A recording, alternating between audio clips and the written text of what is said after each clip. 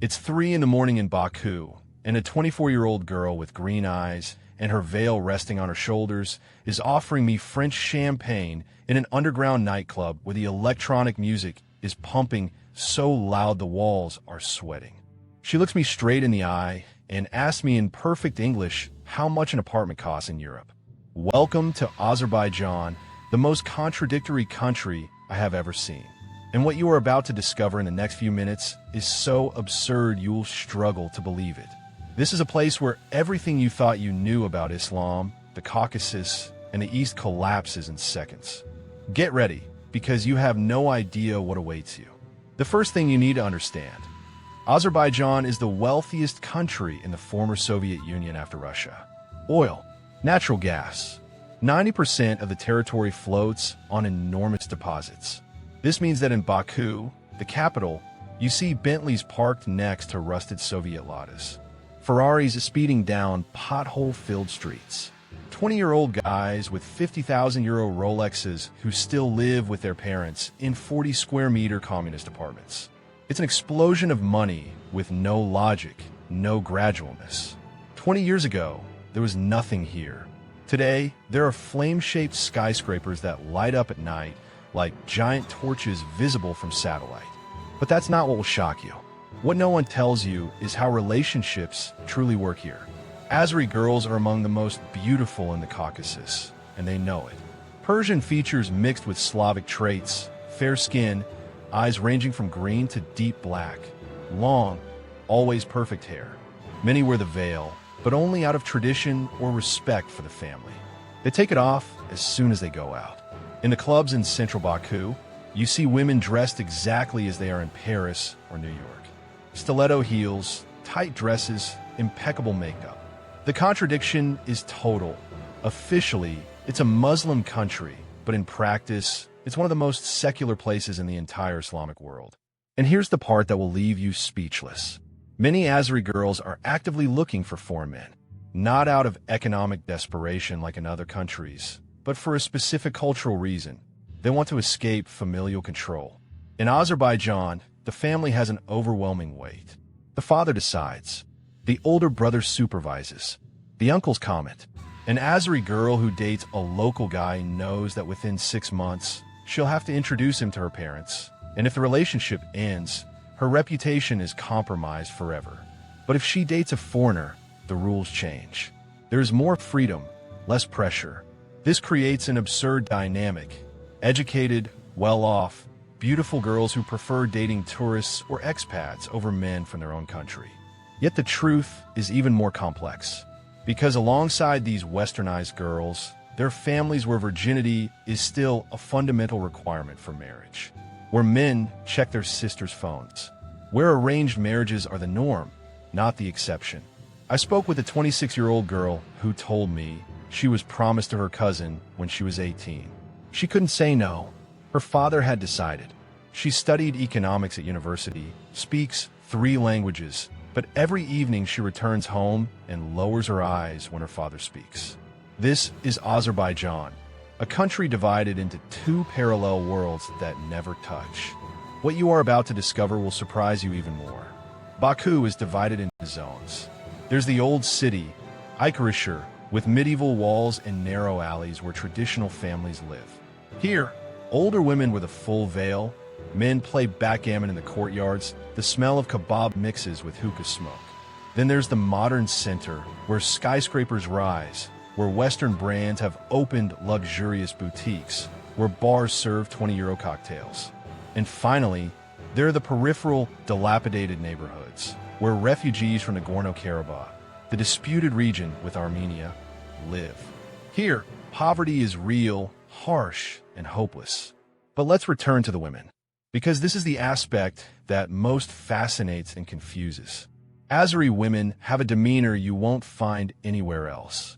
They are direct. They don't waste time. If they like you, they let you know right away. But at the same time, they're extremely careful about their reputation. They go out, drink, dance, but they rarely bring someone to their home. Not out of shyness, but out of fear. Fear someone might see them. Fear a neighbor might talk. Fear the rumor might reach the family. This creates surreal situations. girls who spend the night with you in a hotel but never give you their address, who post photos in bikinis on social media but never introduce you to their friends. It's a constant, exhausting double life. And then there's the money. Many Azeri girls have very high expectations, not because they are gold diggers, but because they grew up in a culture where the man must prove his value through gifts, dinners, and gestures. If you go out with an Azeri girl and take her to a cheap restaurant, she probably won't call you back. It's not superficiality, it's a cultural code. The man must provide, protect, and demonstrate that he can support a family. It's a Soviet legacy mixed with Caucasian tradition, and it creates dynamics that can seem absurd to a Westerner. But that's not all. There's another side of Azerbaijan that few people talk about. The country is authoritarian. President Ilham Aliyev has governed since 2003, having inherited power from his father. Elections are a sham. Dissidents end up in jail. Journalists disappear. The police are everywhere. Yet people live as if nothing is wrong. Why? Because oil brings money, and money brings stability. Most Azeris prefer a strong regime that guarantees order rather than the chaos of neighboring former Soviet republics. It's a silent pact. You don't go against the government, and the government lets you live. Yet, even here there are cracks. Educated young people, those who have traveled, who speak English, who work for foreign companies, are starting to ask questions. Why can't we criticize the president? Why are all the media controlled? Why is corruption everywhere? But these questions remain whispered in bars, never spoken aloud. Because in Azerbaijan, the walls have ears. And now, let's talk about something no one has ever told you.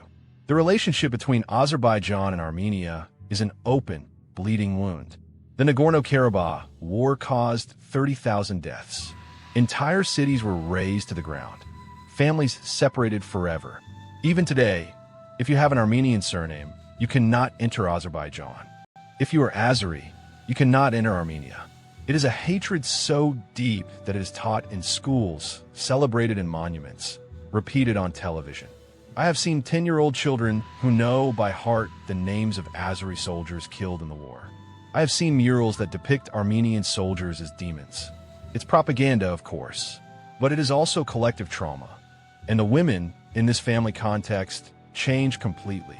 That girl you met in the club, dressed like a model, becomes another person at her parents' house.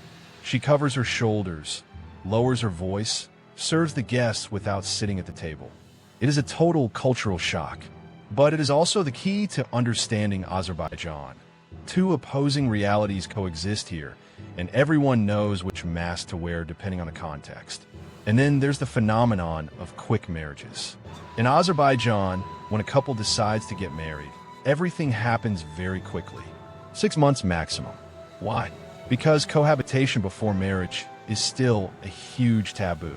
So young people get married young, often too young, without truly knowing each other.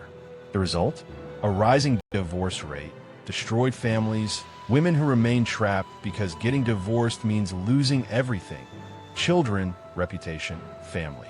Here is the truth that no one has ever told this way. Azerbaijan is neither European nor Asian, neither Muslim nor secular, neither rich nor poor. It is a real-time social experiment, a country desperately trying to figure out who it is. Oil brought money, but not identity. The new generations want freedom, but they don't know how to get it without destroying cultural foundations. Women want to emancipate themselves, but the family system keeps them blocked. It is a beautiful and frustrating, fascinating and oppressive country, all at the same time. Which detail struck you the most? The contrast between modernity and tradition, the situation of women, the oil wealth, or the government control? Write in the comments. I want to know what surprised you the most. If this video has opened your eyes to a reality you didn't know, leave a like. It helps the channel grow and lets me know that you want more content like this. And if you're not subscribed yet, subscribe and hit the bell, because every week I take you to places no one has the courage to truly talk about. Right now on the screen, you see videos that might interest you. Click on the one that intrigues you the most and continue this journey with me. See you in the next video.